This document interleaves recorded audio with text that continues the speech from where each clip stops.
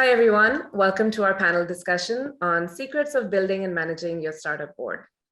As our early stage founders create more structure around their companies and ensure that they have easy access to great advice and oversight, we also know there's anxiety and confusion around starting and running a board.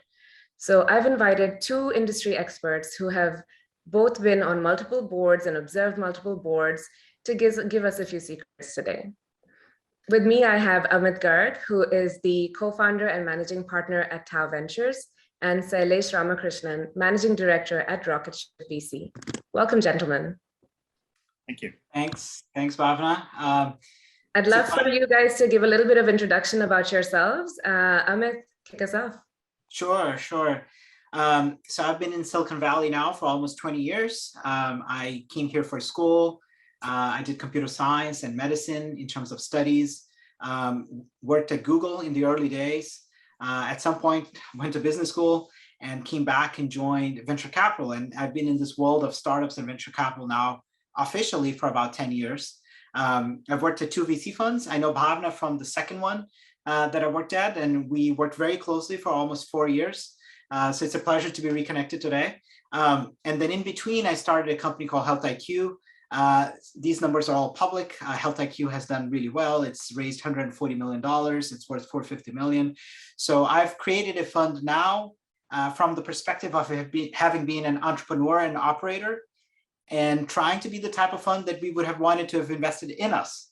A fund that truly helps the entrepreneurs at the early stages. And that's what we focus on. We do especially seed investments. We do have a vehicle to also do Series A's, B's, and C's, but our bread and butter is as seed investments. When things are very undefined and you really need to roll up your sleeves and help.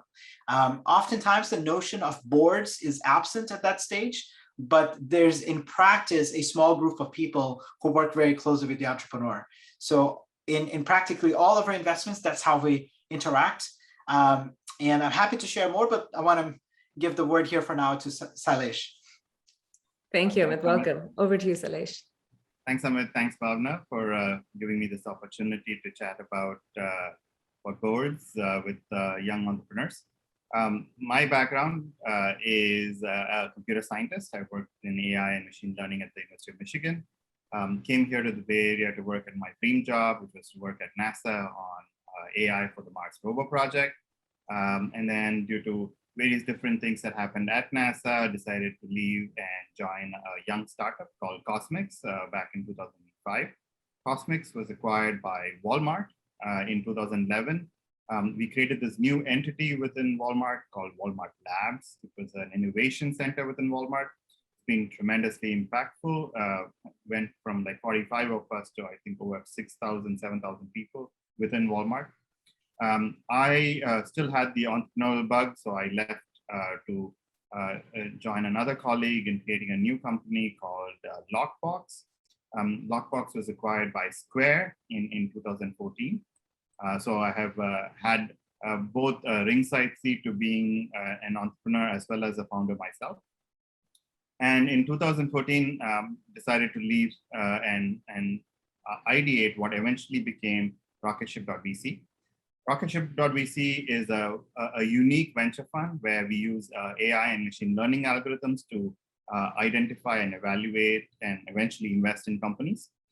We were a global investor from day one. We invest in Series A's and B's typically, but we invest in companies all over the world as well as in pretty much every sector that our algorithms are able to identify. And part of what Amit said resonates quite a bit with me. I really enjoy the opportunity to work with founders all over the world and be a part of their ride on that rocket ship, hopefully, and help them in our own small way in achieving that greatness. So that is a little bit about myself, but mostly about the fact that I really enjoy working with these young founders. That's excellent. And it's so great to be in the company of two venture capitalists who really do champion their founders and champion their startups and really are hands-on with them. And these are the kinds of VCs that we want to see at the early stage. So welcome to our online demo week here at Newchip. With that, guys, I'd love to start asking you a few questions. One high level, why do startup boards exist in your minds? What are some of the primary benefits that a founder gets by having a board? Well, let me take. I'll let you answer, Amit. Sure, I was going to take a first crack here. There's a lot more to be added. At the heart of it, a board is for governance. A board is not for strategy. A board is for governance. And the notion comes really from public companies, right? Large public companies, you need to hold management, and especially the CEO, accountable, make sure that things are going well. So that's what startup boards, they have a fiduciary obligation to make sure that things are running well. A board should not be running the company. If a board is running the company, that's bad news. Now, what happens, especially at an early stage, is that boards bring in a lot more than governance. They bring in also help. They bring in connections. They bring in network. They bring in advice. They bring in experience. So at the seed stage, it's not common, at least in the US, especially in Silicon Valley, to have boards, because it's too early to formalize the process. What ends up happening is you have maybe 2 or 3 investors, typically the lead investor and 2 or 3 of the main follow investors act like the board. They will talk often to the founder or co-founders, and they will say, okay, let's talk about how things are going. Oftentimes it's done informally. Like I talk to my founders almost every week. At least I'll have one touch point with my co-founder. Maybe it's a small text, maybe it's an email, maybe it's a phone call, because I want to see what's going on, how I can help them, what are the challenges they're facing, right? Once you graduate to a Series A, typically that's when you formalize a board, and the typical structure is a 5-person board. At the Series A, you usually still have 2 people from common, meaning 2 people who are representing the company.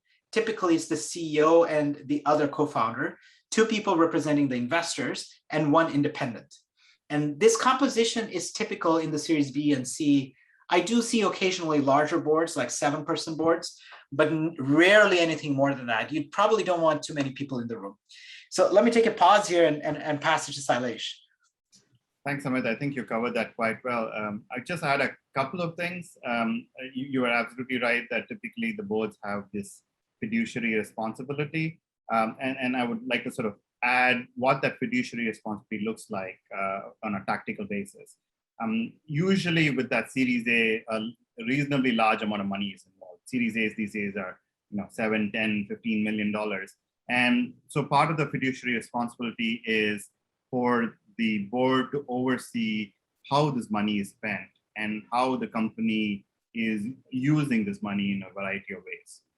And that might involve oversight into some of the large contracts that the company might enter into, some of the large expenses that the company might make. Let's say, for example, even at that stage, the company wants to acquire another company, a smaller one. So those transactions are typically examples of what a board is typically used for. And it's also, you're absolutely right that as companies have grown, there's almost an overlay of advice and connections and a lot of that is applied to the board. Sometimes much to the benefit of the company, but also sometimes not to the benefit of the company. So I always think of boards as exactly how you describe it, which is the primary responsibility is the fiduciary oversight. Anything else, hopefully in a positive sense, is valuable, but should not be expected from a board. And as a founder ourselves, I think it's hard to ignore when a board member tells you something. So ideally, a board member should take that responsibility a whole lot more seriously when they offer things like advice or guidance or whatnot. Because on a daily basis, at that stage of the board, you're not spending as much time thinking about that particular company as what a founder would on a daily basis, be executing on the company's idea on themselves. So it's a better way of restricting yourself to your area of expertise by providing that oversight and offering advice only when perhaps the founder seeks it or wants guidance about it, rather than hopefully offering advice gratuitously, which may or may not be to the best interest. Having said that, I think most board members who are chosen usually have operating experience, who have run startups and so on. So having that kind of conversation where you add value directly to the company by sort of making connections or relating your own experience is incredibly valuable, but it's not part of the formal responsibility of the board. That is really great grounding information for our founders as they're thinking about setting up their boards and what they're looking for. Oftentimes, the feeling may be, well, I have to, I get to pick one person, and what does that person represent? And then some you don't get to pick, they're your investors. So when Saliesh, should a founder be thinking about creating a formal board? What is that timing? And Amit, you touched on it briefly around that seed to Series A, but can you tell us a little bit about timing on creating a board? So typically, a board becomes necessary at the first institutional round of financing. And if it's a Series A, then that's likely when the board gets formally created. And the reason for that is exactly what both Amit and I sort of alluded to. There's a large amount of money coming in, and there is now a fiduciary oversight responsibility that needs to be put in place. And that is typically the board. And so from that perspective, when that large institutional round happens is when I think you should form a board. But the point of a board is to provide that kind of responsibility. And so when that responsibility is needed is that right time. If that happens at an earlier stage. So for example, if an institutional investor were to invest a large seed round investment, then that's also the time when a board might come into existence. So the round name itself doesn't matter as much as an institutional investor who has in their own internal processes a requirement for enforcing fiduciary responsibility will then bring in a board. Again, as Amit also described this is for the formal definition or the formal responsibility of the board. An informal board typically should exist from as early a situation as possible, because I think as founders, sometimes it's easy to get into that tunnel vision of what it is you're trying to do. And so having that trusted set of advisors around you, whom you can always keep as a sounding board, I think is incredibly important. And that should or may happen depending on the founders as early as they're able to build that small subset of people. So that's how I would think about this. But again, I would love to hand it off to Amit to sort of describe this further. I think Saliesh, Amit, I'd also love for you to tell the audience about your experience with formal and informal boards. Sure. So I think Saliesh covered a lot of points here. Let me take it one step higher here.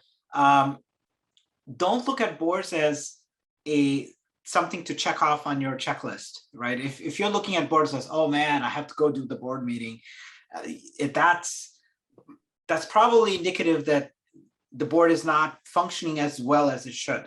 The board meeting should be an opportunity for you to get advice, feedback, governance to help run the company better. And it's kind of like getting investment from VCs. If you're dreading talking to the VC, then you shouldn't get money from the VC to start with. In fact, I would discourage you from getting the money because it's far easier to get money from other sources. Like the reason to get money from VCs is because they're going to provide you a kind of expertise that is differentiated. I think the word venture capital has two parts to it, venture and capital. I think the capital is the least important, is the venture part of it that is differentiated. 99% of companies, by the way, do not raise venture capital. Venture capital is optimized for hypergrowth, right? So if you're built for that type of company, go raise money from VCs, go build a board, and so on and so on. In terms of experiences, one of the most common mistakes are basically a death by 1,000 cuts situation is creating too large of a board. And I have seen a couple of situations, one that ended up not working out well, where there were too many people in the room. And because there's two different kinds of board members. There's official board members who have a voting right, and then there's board observers who don't have a voting right, but are still sitting in the room, and they can still express an opinion, right? So a board observer can still influence a decision, even if they don't have a formal right of voting. You should never have more board observers than board members. I think that's almost a rule that people should follow. More so than that, you should probably never have more than like 10 people in a room. because then it's just too many conversations and you can't make decisions effectively enough. You spend the board meeting actually sharing data rather than having debates and discussions, which brings me to the second most common mistake I've seen, is that people look at board meetings as a time to update rather than as a time to debate. They should have some updating, but the best board meetings I've seen and that I've tried running myself is you send the materials up front. You have an expectation that people will have looked at the materials. You do a very quick overview of the materials, but you spend most of the time discussing it. And you also set a time limit. You don't set up a board meeting for it to be 12 hours. Set it for 2 hours, maybe 3, but you want to make it efficient. A board meeting is a way to in many ways to have a debate about positions that weren't necessarily obvious and to come to a consensus. But a lot of the conversations happen before and after a board meeting. You shouldn't be looking to bring up a topic to a board meeting that's explosive without having had some conversations beforehand, which brings me to the third kind of mistake that I've seen in boards is you bring a really controversial topic and you end up spending your entire time just debating that one topic. It could be a topic like M&A. It could be a topic like the company's running out of cash. And that's all fine. If that's the agenda of a board meeting, you should set that expectation up front. Otherwise, you just get co-opted and you have a tunnel vision for an agenda. So, top 3 mistakes that I've seen. That's at least been my experience. Saliesh, I don't know if you've had others. Pass the word back to you. Sure. A couple of things to add from my personal experience. So as I described early on, we make investments all over the world. And so entrepreneurs come in a wide variety of sort of, I guess the word is education / sophistication when it comes to running companies. And so sometimes I've had to step in and set up the structure of what one should do in a board meeting. How often would we need board meetings? What goes on in there? That kind of education we have had to step in and do. And others are much more savvier founders. They know exactly what they're coming for. And they do pretty much most of the things that Amit described, which is send materials ahead of time, have a very clear agenda, have a discussion happen at the meeting, and then use that input to make their better decisions as they go on forward. But invariably, I think the way these kind of board meetings all need to converge is to the point that Amit made, which is you want the board to perform its duty, which is oversight, and the other parts of the board that where there is guidance and advice and offered, those should be things that you want to accept, integrate, internalize, and decide whether you want to use or discard. But that process happens over a longer period of time. The board meeting is just when that information is offered to you. And in order for the board to help you the best way possible, you want to prepare them by sending the deck ahead and so on. The third aspect I would add is I've been on boards where the board gets a call happening on something that is currently in play. So, for example, a term sheet just showed up in competition to another deal that was going on. So sometimes I've been in board meetings with 5 minutes notice where all of us got together on a quick phone call to say, okay, yes, this is something we all like and we should accept, or no, this is something we don't like. So some of the best working boards are those kinds of boards where fundamentally you are completely in service of how quickly can you help the company. And the board is just that part of that formal process where that happens. You want to find board members who have that kind of alignment, where it's not like a once a quarter board meeting, as Amit said, it's a chore that I have to prepare for, get ready for. That's the wrong way to think about a board meeting. The way to think about a board meeting is these people are there to help me, and I should be able to lean on them anytime, anywhere I want, and with reasonable expectations. Of course, I'm not expecting a 3 a.m. phone call from a company, but if that does happen, I will take it. But those are the kinds of things you want from an expectation perspective from your board, is that they're there to help you. And so you find ways in which they can best help you. And however that cadence works, whether it be regular meetings, whether it be impromptu meetings, whether it be material sent ahead of time, each board has sort of different compositions. So let's talk about that a little more. What is the psychology behind being a board member? What will get you to take that founder's call at 3 a.m.? What is the benefit that you get? And I'd love for both of you to shed light on this, starting with you, Saliesh. Sure. I think the answer is pretty straightforward. We are there in service of our companies. So the reason I take the call at 3 a.m. is simply because if it's a 3 a.m. call, the founder really needs something desperate, and therefore they need help, and I'm there to help. So that's really how this works. In typically larger boards, boards have committees inside them. So they have separate relationships within the board itself. So there's like an audit committee or a finance committee or a hiring committee and so on. So within those, there is perhaps specialized skills that board members have, and they're looking to use or grow those skills. But typically for startups, it's usually a smaller board where the whole board is doing all of these responsibilities. And so the psychology there is mainly to find ways to help guide your companies, especially if there are obvious mistakes that can be avoided by timely advice or guidance. Those are some of the things that most board members are trying to do in terms of helping these founders who sometimes may not be aware of some of the perils of, let's say, ignoring that tax bill.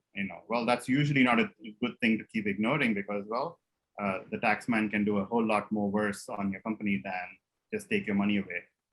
So some of these usual sort of obvious things that founders may overlook, board members, I think, are very helpful in bringing up for their benefit.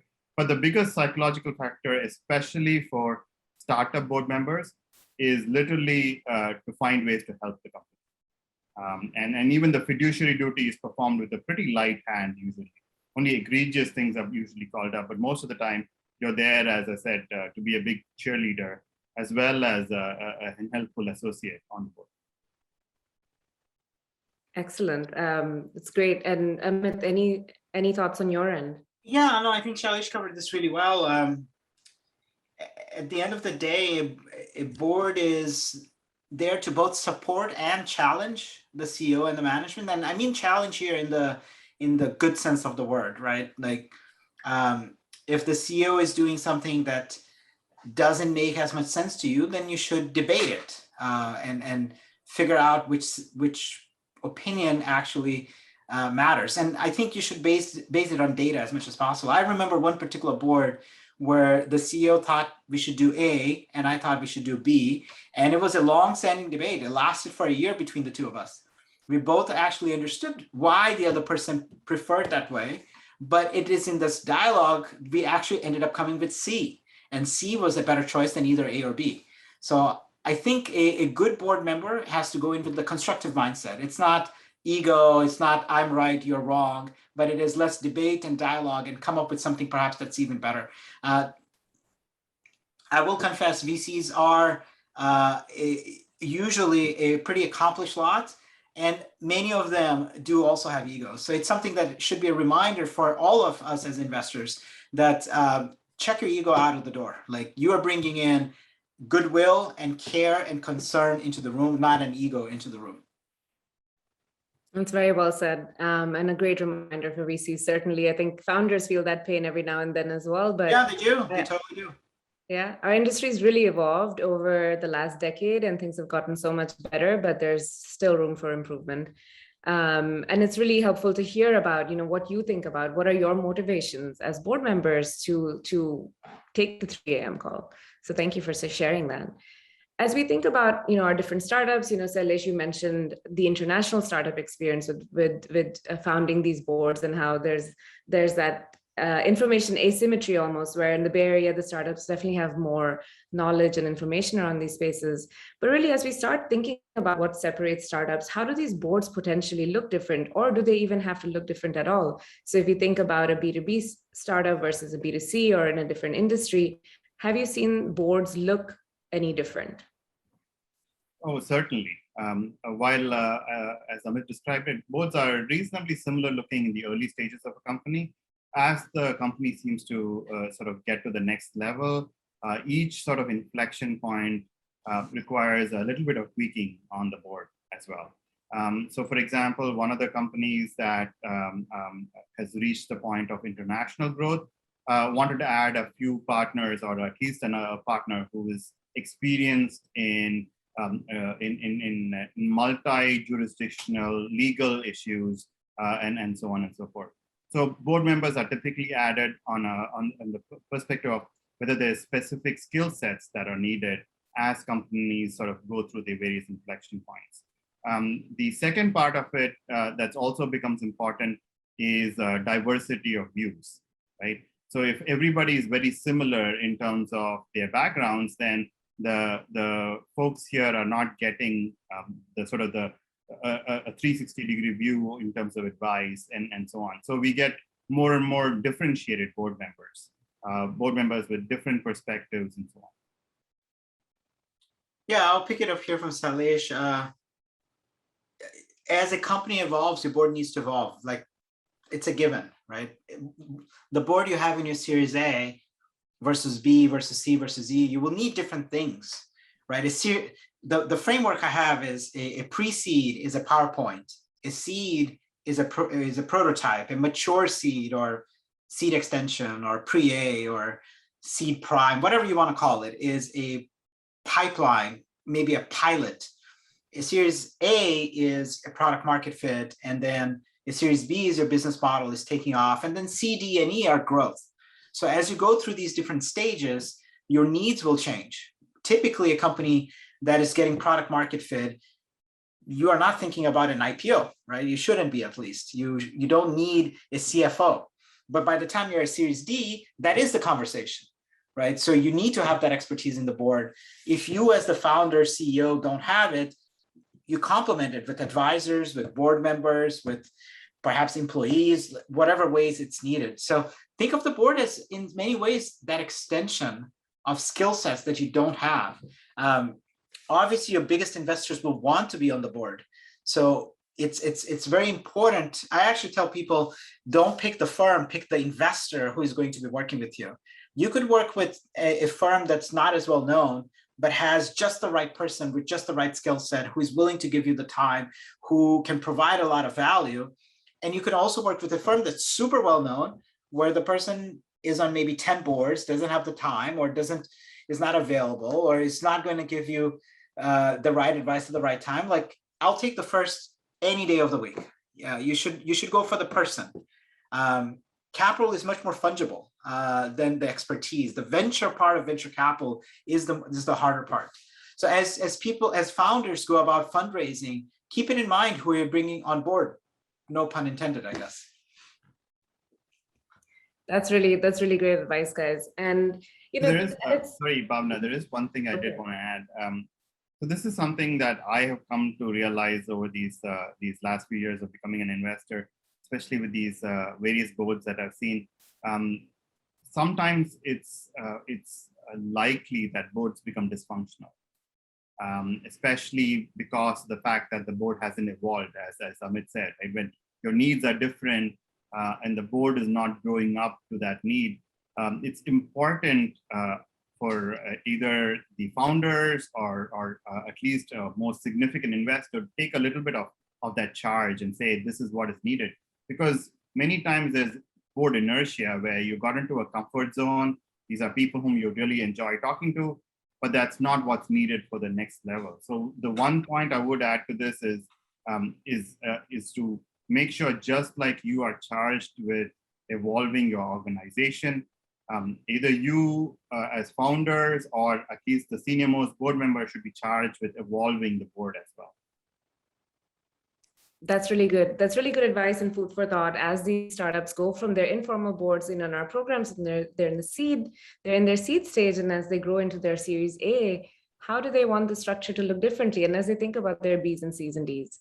So thank you for sharing that. Curious, both of you have kind of given us a bit of an archetype of what this great board member looks like, and they sound amazing. How do we find them? How do we entice the right VC to take an interest in our founders? Us as a founder, what can a founder do to entice the right people to come on their board?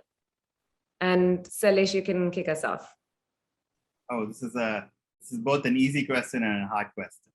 The easy part of it is, if you're doing phenomenally well as a company, then I think the the ability for you to attract that right kind of talent to support you and join your winning team is easier, right? And in some sense, that's sort of an obvious answer, and I recognize that. But just be the best possible company that you can be in terms of execution, and you are going to be able to attract the right board talent to you. There, once you have the pick of choice, I absolutely agree with what Amit said. Pick the person rather than the firm, because those people are going to be with you for significant phases of your journey, and you want them to be people whom you want to spend time with, debate with, argue with, and at the very most core of it, respect, so that you can incorporate their guidance into your decision making. And that comes in many different ways. So that's the last part is what I would sort of further elaborate on, is find people whom you start that you have great respect for, either in your network or in your advice circle. And those are the people whom you eventually want to invite into your work. So this is, again, very similar to a key exec hire, not a thing that you do on the flip of a coin or quickly, or even in a few weeks even. These are relationships that you want to nurture over time. You have developed relationships with these folks, and then eventually your need and their abilities and their time commitments match, where you can invite them on to your work. Yeah, I would say fundraising is an art and a science, right? But look at it as a mutual diligence process. It's not just the VC getting to know your company and deciding to invest, it's you also using it as an opportunity to get to know the investor. And a CEO's job ultimately is make sure you have enough money and make sure you hire the right people, right? Those are the two things a CEO should really be focused on. It's the most important jobs of a CEO.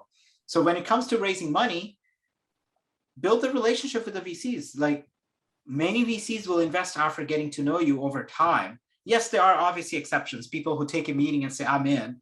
But most deals happen because people have been courting each other, and then at the right time, they say, okay, I'm ready, let's do the deal.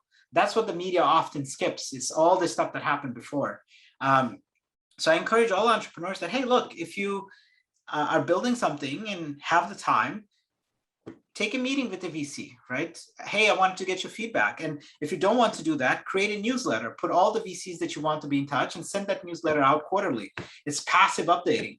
Post about things on social media and make sure that the people you want to be in touch with are following you. Hold a day like at your office. Well, I realize that we're in COVID times, but when we are not in COVID times, we did this at my own startup, where we invited a bunch of VCs to come hang out with the team and attend one of our team meetings. And we provided food and drinks for them, right, on a Friday, 5 p.m. So there's many, many ways of keeping in touch loosely or closely with investors so that they know what you're up to, so that you can get input from them. And I actually look at VCs, especially these days, as sources of help, even if they're not invested in you. The VCs who really want to work with you will try to be helpful to you so that they can gain your trust and can eventually gain your partnership. One of our portfolio companies, I was on the phone yesterday with them, they told me this other VC just made an intro and they hired that person. And I said, oh, wow, but that other VC is not even an investor. And they said, yeah, not yet, right? So it's that VC earned the trust and the relationship. And I think really good VCs always try to help as much as possible, paying it forward, especially with their portfolio, but also with their pipeline. And VCs who go above and beyond do that even for their anti-portfolio, meaning for the companies they passed. So that's a good benchmark for you. When you're interacting with a VC, be a judge of character, be a judge of what they're willing to do, how they're doing it. And it's hard to get that within one meeting. If you're serious, ask other investors, ask other startups who have interacted with these VC, how have your dealings been, right? And you can essentially crowdsource a view, will this person be a value-add board member for me? That is so important, right? That you both highlighted that this is a long-term game. The people that are on your board, it really matters who's on your board, how helpful they're going to be. Will they be the people that you can rely on to make these very important decisions as you go through your startup life cycle? And making sure that we're spending enough time doing our own due diligence. The founders need to spend that time doing the due diligence on the VCs, the same way the VCs do on the founders. This is a matching process. It's not a one-way street. Important to remind startup founders that. And love the fact that, as you mentioned, there are these ways you can keep in touch with VCs, entice them, engage them with your startup. And it doesn't have to be by always asking them for 30 minutes. You can add them to the newsletter. That's an excellent idea. I myself really enjoy reading those things. And I'm sure somewhere in our brains, it does impact us. We've been seeing this founder court us and excite us for months and even years. And when they're raising their next round, and we already have seen their growth over this period of time, there's an incentive to work with that founder more closely and invest in them. So Thank you for sharing that advice. Yeah, Bhavna, if I can just add one thought. Remember, hiring and firing employees is hard, right? Both practically and emotionally. Hiring and firing VCs is even harder, including board members. Tell us more. Well, really the only way is for another VC to take over the position of the other investor. So you have to find somebody who's willing to buy out the other investor. So it's a marriage. Be mindful as you get into these marriages, because it's really, really hard to walk away from a partnership that's not working well. So you should be careful as you walk into that partnership. Absolutely. Let's not use love at first sight for this type of relationship. I'd love to hear from either and both of you any tips and tricks on starting and managing these boards for our founders. Anything that you'd like to mention above and beyond what you've already said? There's a lot of good stuff written online. I've written some articles. A bunch of other people have written articles on how to do good board meetings, how to manage a good board, things to watch out for. If you are listening to this and it's your first experience creating a board, I suggest reading up a little bit. An hour of reading will save you a lot of grief, because it will help you reflect. If you're listening to this and are somewhat experienced, then talking to other folks, like talking to Newchip, right? You guys are a premier Series A accelerator. Like, this is actually the transition you help companies do, right? So I think working with folks who have been there and done that hundreds of times is very helpful. I believe in a board of directors for my life. I believe that it shouldn't be just about your company. You create a board around you for many other things, right? So approach the board in a similar way. These are the 5 or 6 friends, colleagues, allies that I will have who will challenge me, who will help me, who will make me better. And yes, it will sometimes be painful, but if done in the right way, it will lead to even better outcomes. Excellent, excellent parting advice. Saliesh, would you like to share some thoughts? Sure. So my way of thinking about boards is, as I said, has changed over time. As an early stage investor, I certainly understood and accepted the sort of the outsized role sometimes that board seems to play, both in the narratives as well as in our heads. As the board members usually, the investor board members are usually from the largest investors around, and so they have a lot of voice. But over time, I have learned, and I've sort of been guiding founders to understand that that board member has their perspective, their responsibility, and their understanding of the process. So very similar to how I had a different appreciation of when I was a founder versus when I am an investor now, the board members also have a very different understanding of when they were founders versus, or when they were executors versus when they're now on your board. So understanding that relationship actually really will help you a whole lot more in deciding who the best board members are. So have one-on-one conversations with your board members. Don't meet them the first time ever in that board meeting, right? Have these pairwise conversations, really get to understand what their perspective is, where they're coming from, what their experiences are. That changes a lot about how they would perceive you in the board context versus in a pairwise context, versus how you develop that sense of mutual respect and sort of understanding. So that would be one tip, which is to have significant pairwise conversations with your board members, keeping them informed, and so on. The second thing that most people say, but I want to reiterate here, second tip is share bad news with your board first and quickly and immediately. And that starts setting up a positive trust relationship. If you, as a founder, are found or thought of as hesitant in revealing bad news, boards get a little bit more antsy and want to see more oversight because they are worried that information is not being communicated well. So if you gain the trust of the remaining folks on your board by being upfront about when things are not going well, then they are more than willing to trust you that when you don't say anything, things are going well because you have set that precedent up. And when things are not going well, if you are confident enough to bring this in front of the board, that also engenders a very positive vibe where they're like, okay, so now we are all in this together. We have this problem in front of us. Let's work together to solve it.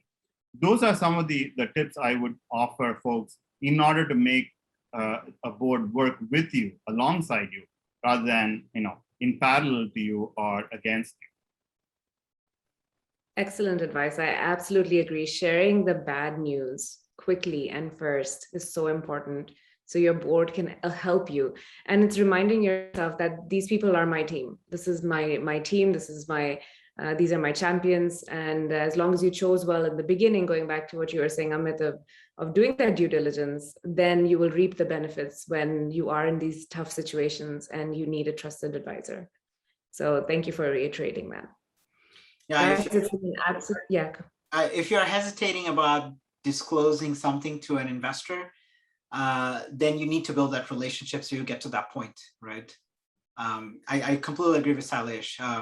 You should very much be open to sharing bad news, and you should know how the investor will react to that bad news. Yeah. Absolutely. I mean, if you've chosen well, the investor, this is not their first rodeo. They know startups have things come in cycles, things go wrong. Chances are your VC was also an entrepreneur in the past, and so knows it's not always going to be a rosy day. And they're here to help you get through it. So guys, with that, just want to thank you so much for giving all of this wonderful advice to our founders and to our VCs who are listening in, because we got both sides of the story here. It's been a pleasure having you here. Thank you so much for your time. Thank you very much, too. Such a pleasure. Thank you. Thank you for having us.